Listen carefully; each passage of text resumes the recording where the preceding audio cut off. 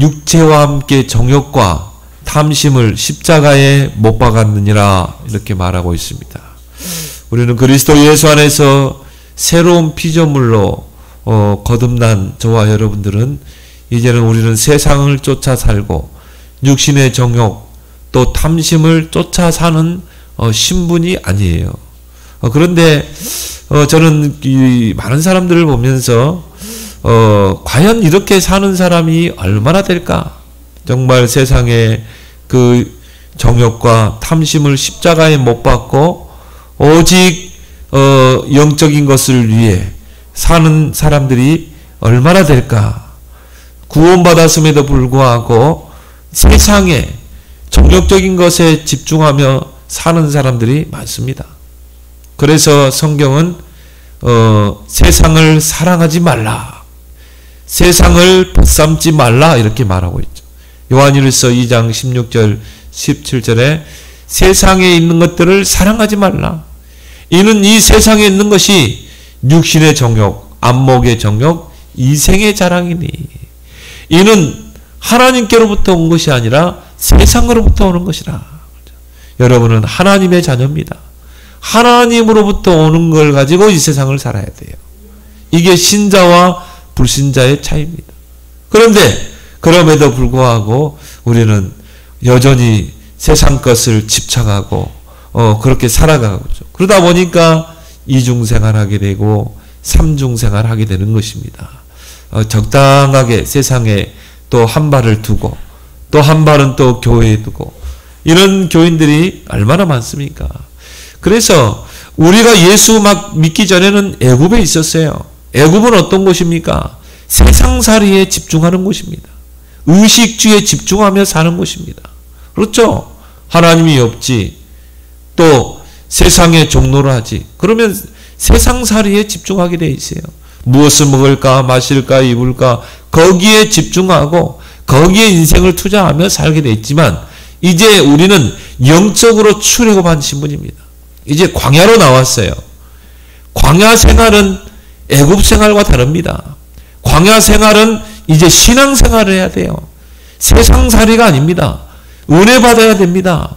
오직 하나님을 바라봐야 되고 영적인 것에 집중하며 걸어가야 하는 것이 바로 광야인 것입니다. 그런데 우리에게 현실에 여전히 부딪히는 것이 바로 의식주 문제 아니겠습니까?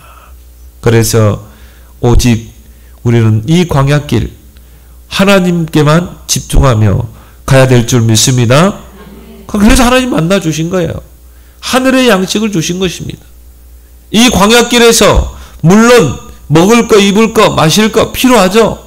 하나님께 집중해라. 하늘의 양식으로 먹일 것이다. 하나님이 광야길 가는 동안에 언약궤를 따라가라. 말씀의 흐름을 놓치지 마라. 그리고 뭡니까? 성막을 만들어라. 그 성막은 예배의 초소입니다. 하나님께 은혜 받는 초소입니다. 그러면 하나님께서 광야길을 가는 동안에 반석에서 물을 내시고 하늘의 양식으로 먹이시고 하나님을 대적들을 물리치시고 보호하시고 하나님 지키신 줄 믿습니다. 이스라엘 백성이 광야길 갈 때요, 하나님이 불기둥으로 구름기둥으로 지키시고 보호하셨어요. 그래서 광야는 철저하게 하나님께 집중하며 가는 것이 바로 그 광야인 것입니다.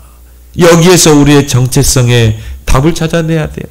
여기에서 하나님이 나를 부르신 그 소명에 대한 분명한 답을 찾아내야 되는 것입니다. 첫 번째가 뭡니까? 우리는 하늘의 부르심을 받은 자라는 것입니다. 오늘 1절에 말씀하고 있습니다. 그러므로 함께 하늘의 부르심을 받은 거룩한 형제들아.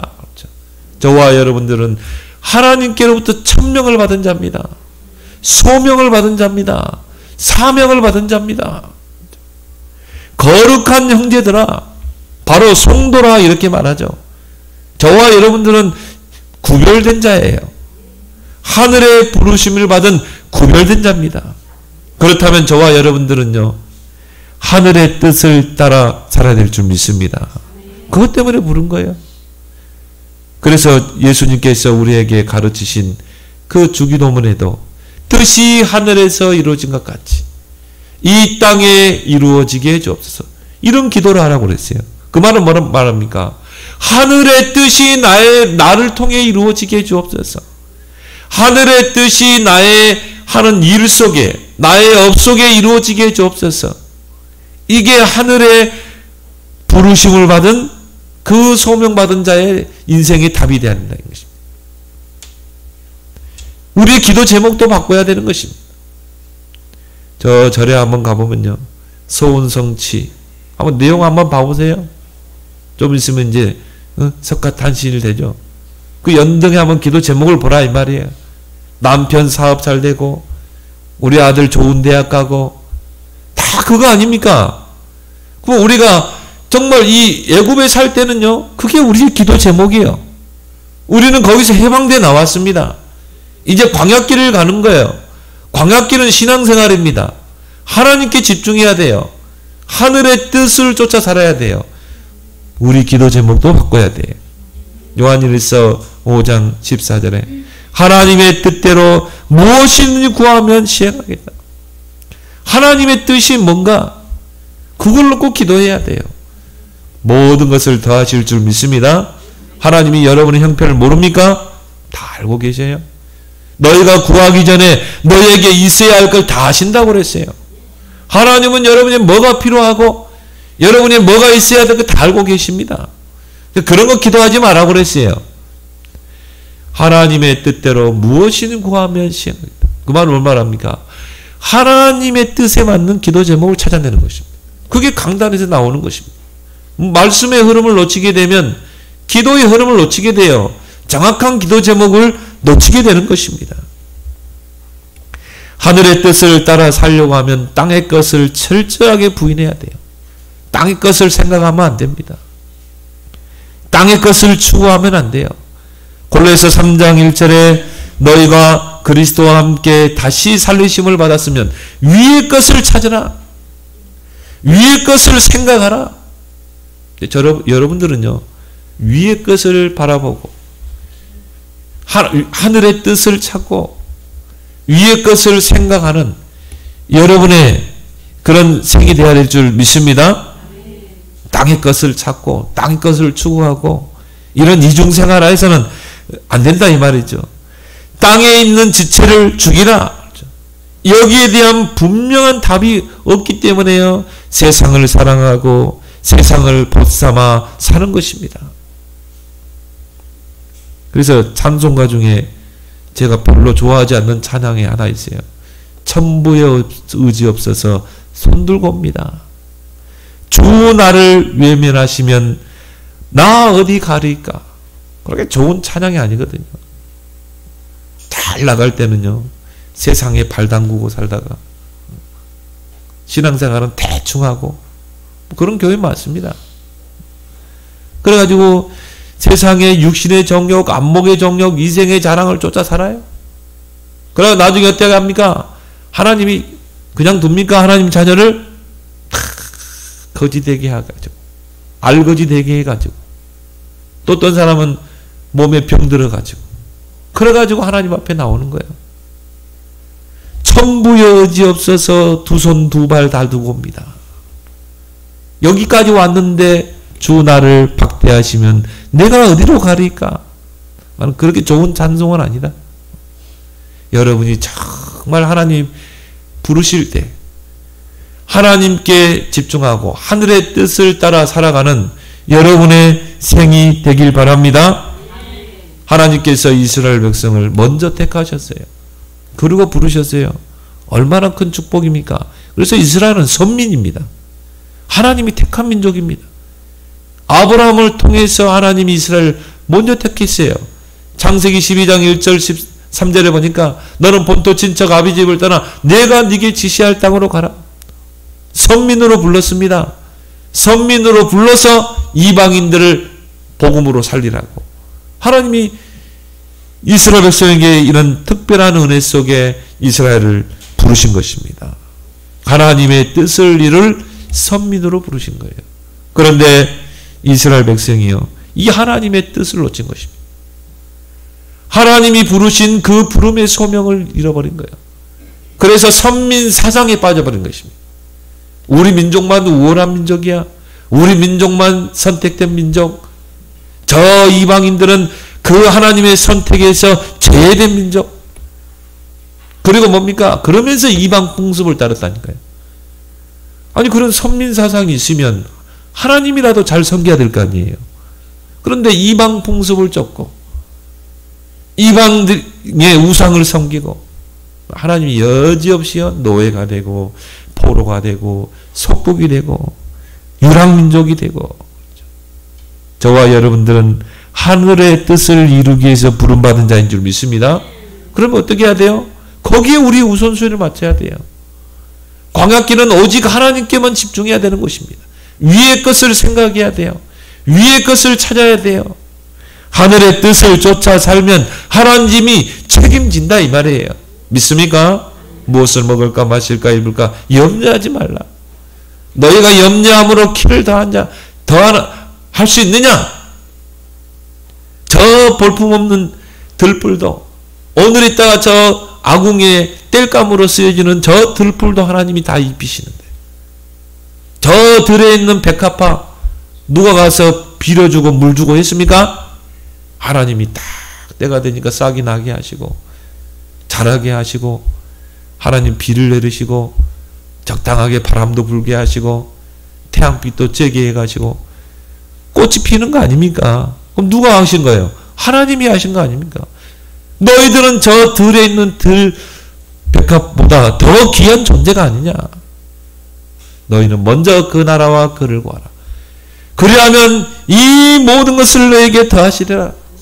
하늘의 부르심을 받은 자로서 하나님의 그 뜻을 쫓아 여러분들이 살아간다면 하나님이 이 모든 것을 건강이 필요하면 건강도 주시고 경제가 필요하면 경제도 주시고 여러분 자녀들을 하나님이 책임질 줄 믿습니다.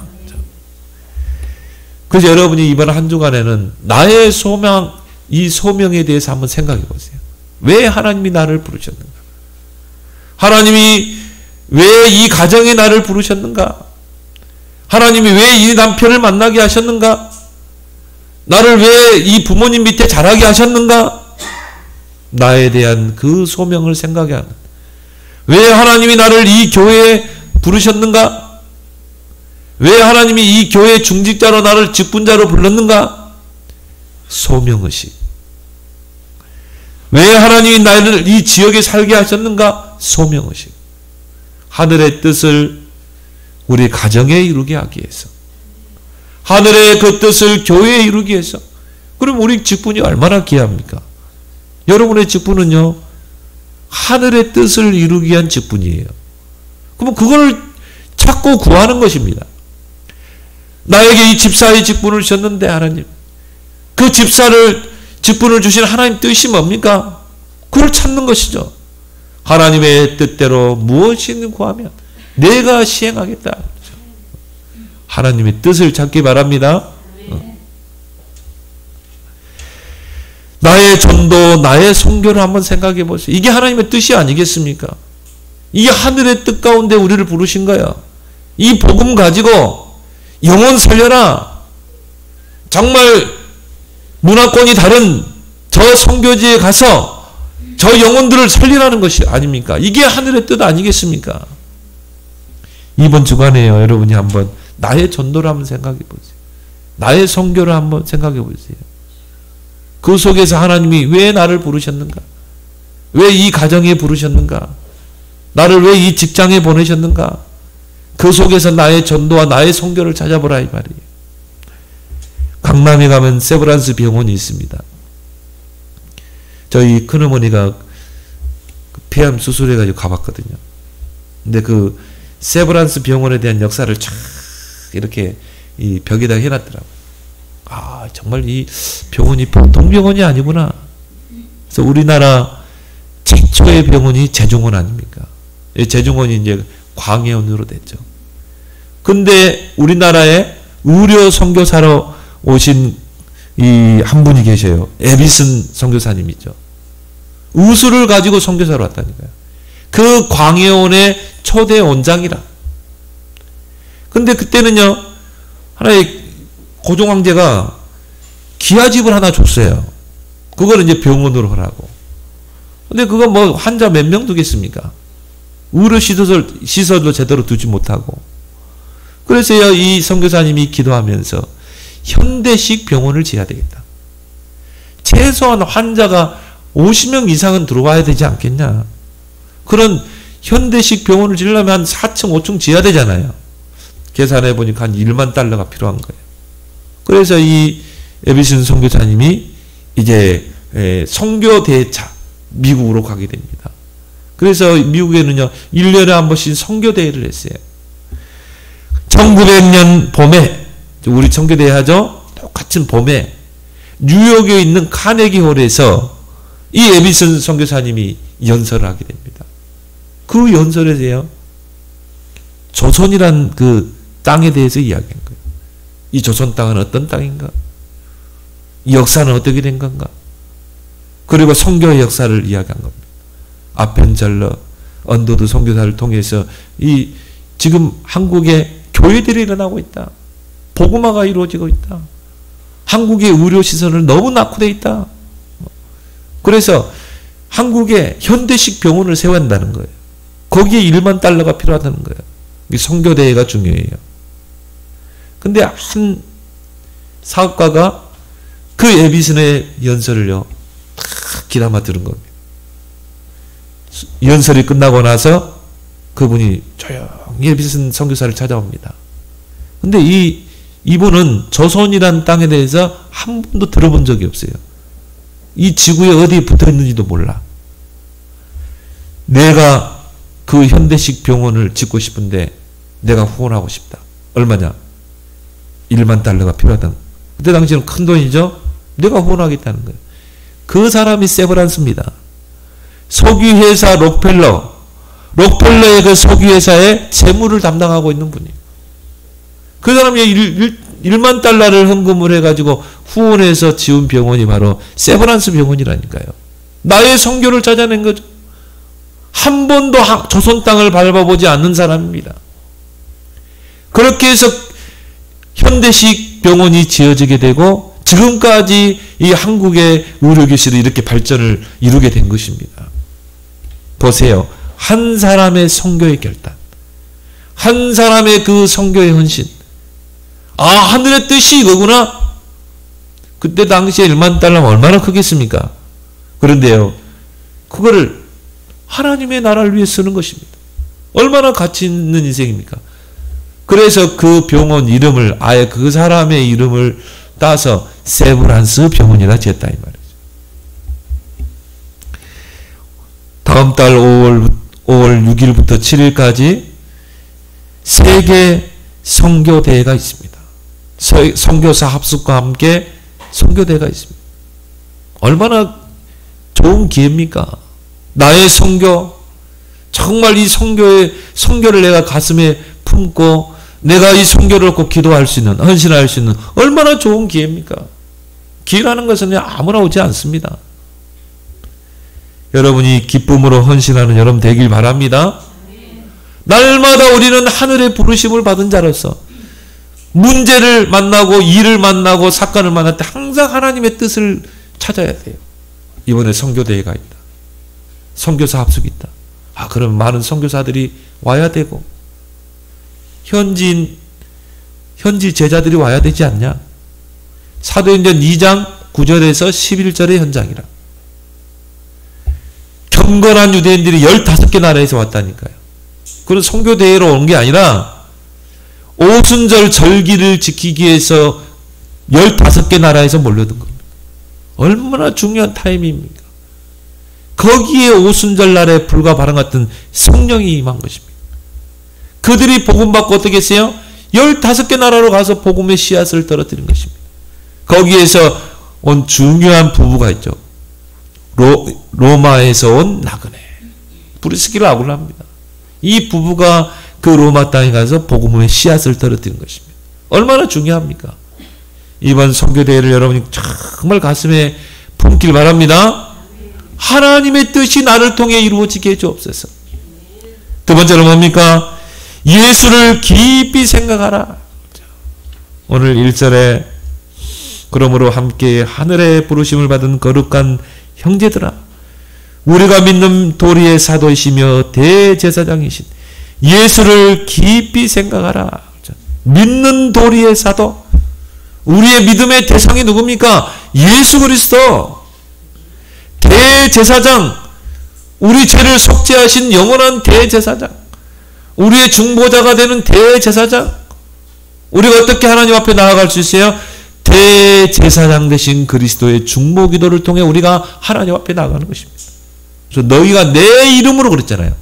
너희가 내 이름으로 무엇이든 구하면 내가 시행하겠다. 너희가 내 이름으로 귀신을 쫓아내며 우리의 영원한 중보자 되신 대제사장 되신 예수, 그 예수를 여러분이 깊이 생각하길 바랍니다. 그분은 신실하신 분이다. 왜 응답이 없습니까? 왜 기도해도 응답이 없습니까? 생각이 틀린 데가 있기 때문에 그래요. 틀린 생각은요, 아무리 기도해도 응답이 안 옵니다. 야고보 4장 3절에 구하여도 받지 못함은 정욕으로 쓰려고 잘못 구하기 때문이라. 내가 정욕적인 것을 생각하고 하나님 앞에 기도하면 그 기도가 응답됩니까?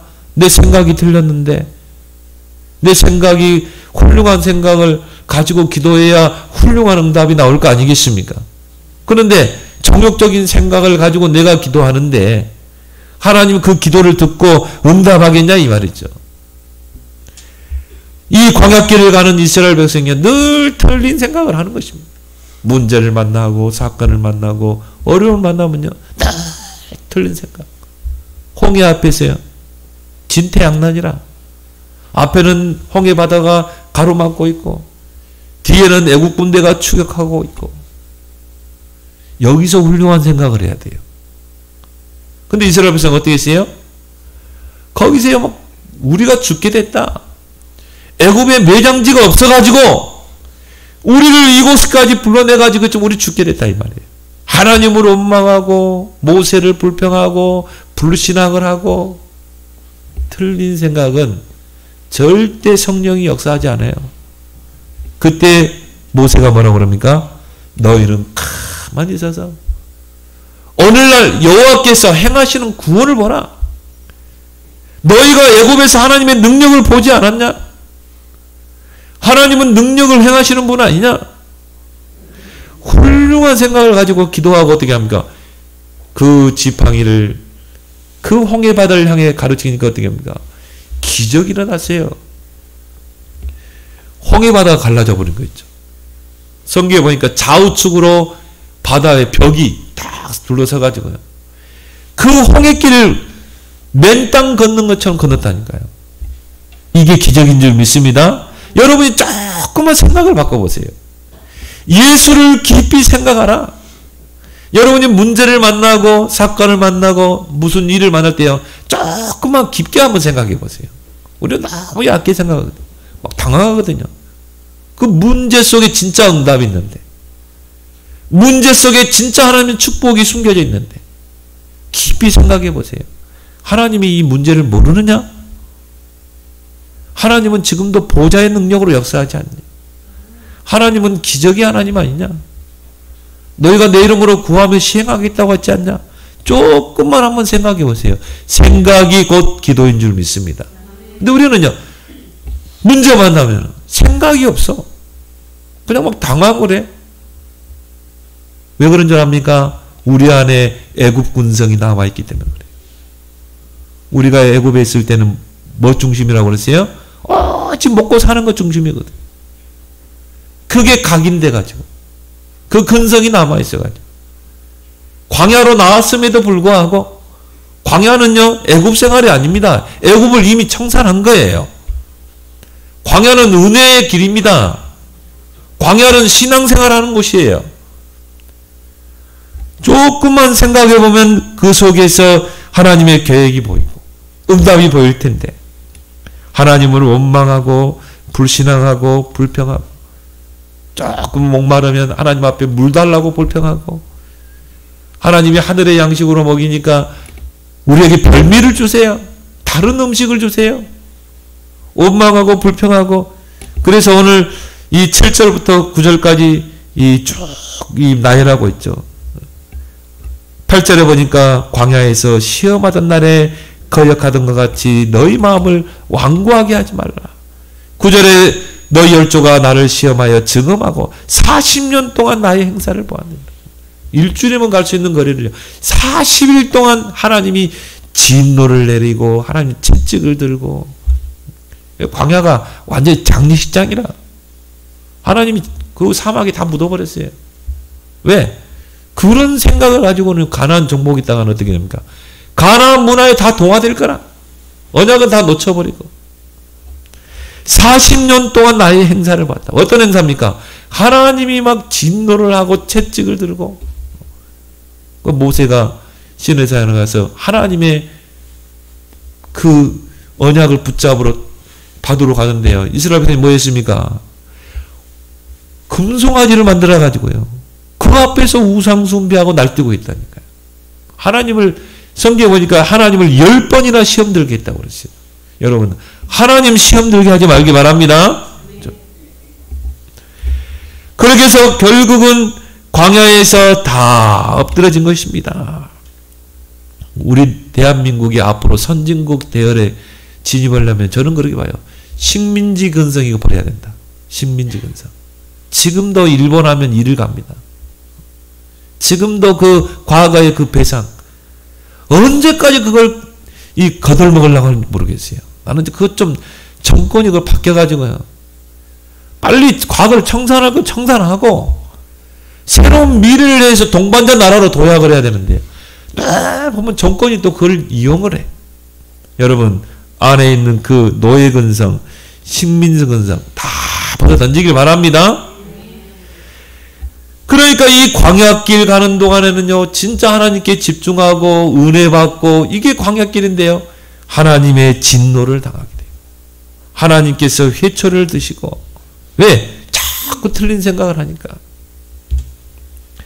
그래서 오늘 11절에요. 내가 노하여 맹세한 바와 같이 그들은 내 안식에 들어오지 못하리라. 가나안 땅에 들어가지 못했습니다. 여호수아 갈렙 외에는 다 광야에서 다 엎드러졌어요. 생각이 모든 것인 줄 믿습니다. 여러분이 지금 어떤 생각을 하느냐가 여러분의 영적 상태입니다. 생각이 곧 응답이에요. 생각된 대로 되는 거 아니겠습니까? 무슨 생각을 하느냐에 따라서 우리가 행동하게 됩니다. 무슨 생각을 하느냐에 따라서 결과도 다르게 나타나게 돼 있어요. 훌륭한 생각을 하게 되면요, 훌륭한 결과가 나타납니다. 여러분이 틀린 생각을 하면 틀린 결과가 나타나게 돼 있어요. 마태복음 15장 19절에 마음에서 나오는 악한 생각이라고 그랬어요. 모든 생각은 마음에 나옵니다. 여러분의 마음의 상태에 따라서 생각이 나오게 돼 있어요. 사람이 왜 죽입니까? 죽이려고 하는 생각을 했기 때문에 죽이는 거 아닙니까? 뭔가 미움과 증오, 이게 가득 찬 사람은요, 결국은 살인을 하게 돼 있어요. 그러면 그 미움의 생각, 그 분노의 생각이 어디서 나옵니까? 마음에서 나오게 돼 있어요. 그 마음에 뭔가 미움과 증오와 그런 것들이 상처가 있기 때문에 그게 생각으로, 행실로 나타나는 것입니다. 여러분이 그 악한 범죄를 저지른 사람들 한번 보세요. 어릴 때 환경을 한번 보라 이 말이에요.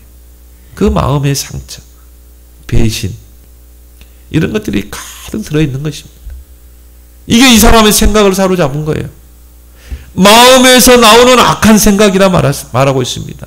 그래서 우리가 훌륭한 생각을 하려면 여러분의 마음과 생각을 치유해야 돼요. 여러분의 마음과 생각을 치유하려는 것은, 이거는 성령으로만 치유할 수 있는 것입니다. 그래서 우리는 말씀 속에, 기도 속에 들어가야 될 줄 믿습니다. 성경에 딱 두 구절 나왔어요. 히브리 4장 12절. 하나님 말씀은 살았고 운동력이 있어 우리의 혼, 영, 관절, 골수를 찔러 쪼개고 치유하고 마음과 생각까지 다 바꿉니다.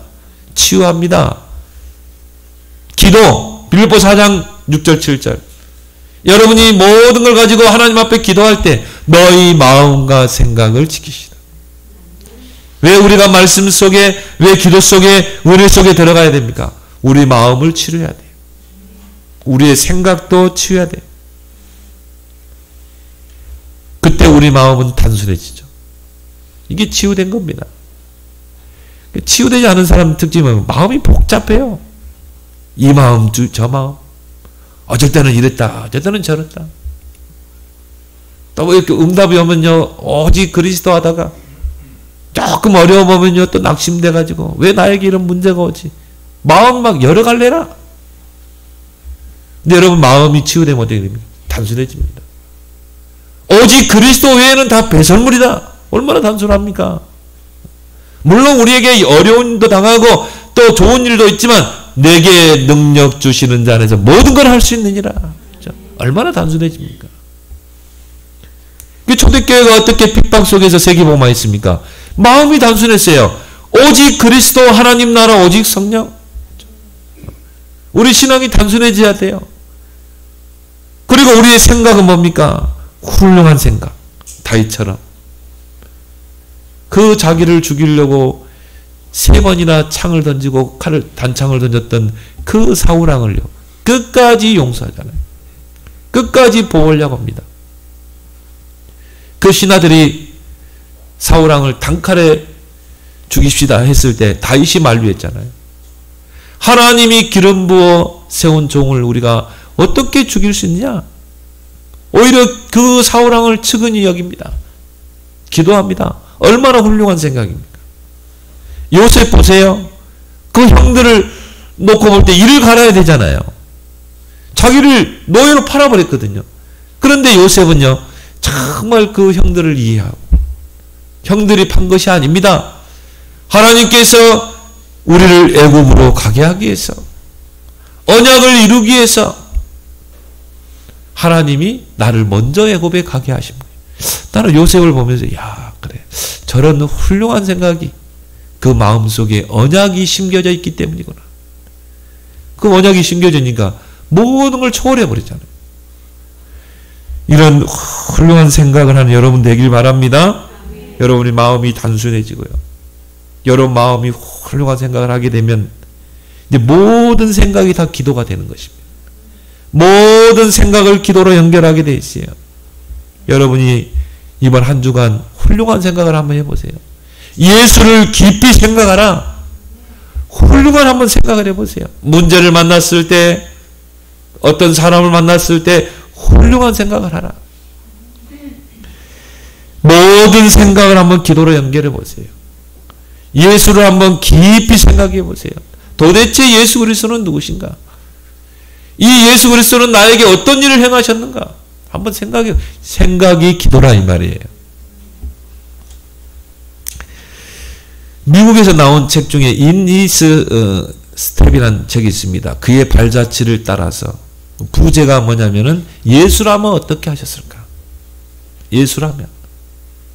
그 책에 보면 어떤 목사님이 큰 목회를 하고 있어요. 교회도 커요.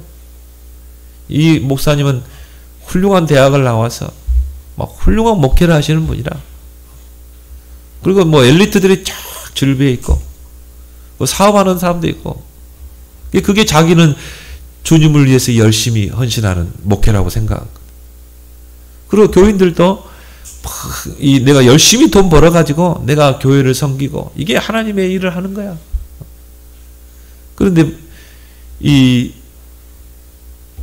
그 교회 안에 건설업자도 있고요. 근데 뭐냐, 어느 지역을 개발하는데요, 그 마을 사람들 다 쫓아내버려. 막 용역 동역 그냥 쫓아내. 그리고 그 아파트를 막 지어 개발해. 그 본 돈 가지고 내가 해가지고 내가 하나님을 위해 헌신한다는 거야. 교회 11조도 드리고. 근데 쫓겨난 사람들은 자 판잣집으로 보내버리고. 그래서 그 목사님도요, 나는 훌륭한 목회를 하는 거야. 뭐 설교도 얼마나 열심히 준비하는지 몰라. 어느 날 주일날 어떤 사람이요, 이 목사님을 찾아옵니다. 목사님, 저 좀 도와주세요. 제가 인쇄업을 하고 있는데 지금 그 지역이 개발돼가지고 쫓겨나가지고 지금 내가 거지가 됐습니다. 저를 좀 도와주세요. 뭐 취업되어 봤지만 취업도 안 됩니다. 목사님이 저를 조금만 도와주세요. 바쁘니까 지금 나 설교 준비해야 돼. 바빠. 목사님 볼 때 나는 훌륭한 목회자. 우리 교회 교인들은 다 엘리트들. 뭐 거지 같은 사람이 와가지고 문을 두드리는 거예요. 아, 바빠? 문전박대 해버리는 거지. 그 다음날 주일날 이제 목사님이 설교를요, 합니다. 예수님의 상품을 닮아야 됩니다. 우리는 예수님의 길을 가야 됩니다. 설교를 잘했어요. 설교하고 찬양을 하는데요, 그 전주간에 왔던 그 사람이 교회의 문을 열고 오더니만 하면 팍 쓰러지는 거예요. 그러면서 그 사람이 하는 말이, 예수님이라면 가면 그렇게 하겠습니까? 나는 한 지역에 조그만 인쇄업을 하고 있었다. 그런데 건설업자들이 와가지고 용역을 동원시켜서 쫓아내버리고, 그래서 하루아침에 내 직장을 잃어버리고 내 업을 잃어버리고 나는 거지가 된 거다. 그런데 내가 그래도 도움을 받으려고 하는 게 교회 아니겠느냐. 그런 나를 이렇게 문전박대했는데 예수님이라면 가면 그렇게 하겠습니까? 그리고 그 자리에 쓰러져 죽었어요. 이 목사님이 거기서 충격을 받은 것입니다. 충격. 예수님이라면 그렇게 하겠는가. 설교를 못한 거예요. 설교 준비가 안 되는 거예요. 그걸 가지고요, 고심고심을 합니다. 그래, 예수님이라면 과연 그 설교 준비하고 있는 당회장실을 문을 두드리면 예수님이라면 그 문전박대 했겠는가.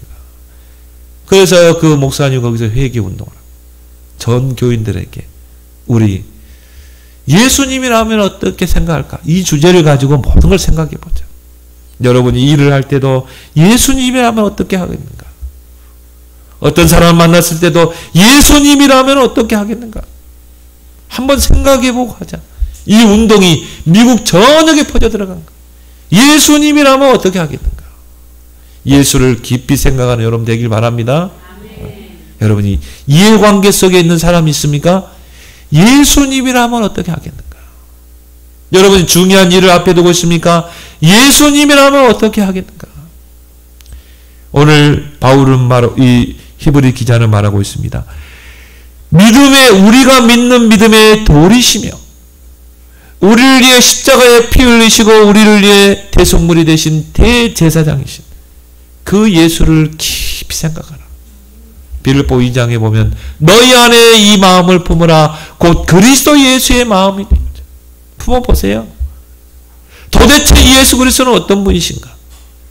도대체 예수 그리스도는 나에게 어떤 일을 행하셨는가? 깊이 생각하는 한 주간 되길 바랍니다. 세 번째로 복음을 끝까지 붙잡고 가는 여러분 되길 바랍니다. 오늘 14절에 우리가 시작할 때 확신한 것을 끝까지 견고히 잡고 있으면 그리스도와 함께 참여한 자가 되리라. 그렇죠? 여러분이 시작할 때 붙잡은 이 복음 끝까지 붙잡고 가세요. 중간에 포기하는 사람 많습니다. 처음에 이 복음 운동에 많은 사람들이 몰려들었어요. 제 주변에 많은 목사님 있었거든요. 많은 사람이 떠나가더라고요. 여러분이 복음을 붙잡았는데 내게 응답이 없어. 증거가 없어. 끝까지 붙잡고 가길 바랍니다. 반드시 하나님 축복하시게 돼 있어요. 그 복음은 반드시 결과가 나타나게 돼 있는 것입니다. 고린도전서 10장 11절에 이스라엘이 당한 일을 본보기 거울로 교훈으로 삼을지어다. 이스라엘 백성의 그 역사를 보면서 이게 나의 거울이 돼야 돼. 이게 나의 본보기가 되고 이게 나의 교훈으로 삼아야 되는 것입니다. 이스라엘 백성이 애굽에서 확실한 언약을 체험했습니다. 그 피 언약을 체험한 거 아닙니까? 애굽에 재앙이 불어닥쳤는데 어린 양의 피를 문설주와 문진방에 바른 그 이스라엘 집은 재앙이 넘어갔다니까요.